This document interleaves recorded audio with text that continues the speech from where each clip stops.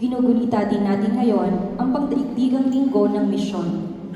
Magsitayo ang lahat sa pagsisimula ng banal na misa.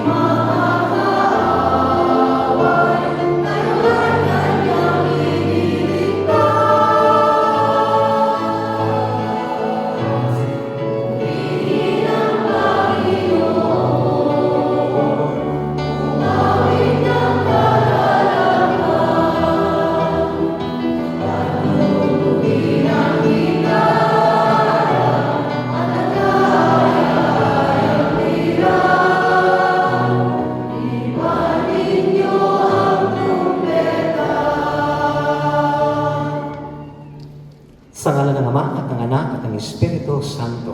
Amen. Sumainyo ang Panginoon. At sumaiyo rin. Mga kapatid, sa banal na Eucharistia na ito, ipinanumbalik tayo ng pag-ibig at katarungan ng Diyos Ama sa kanyang bisig sa pamamagitan ni Kristo Jesus. Maraming pagkataon na tayo'y lumihis ng landas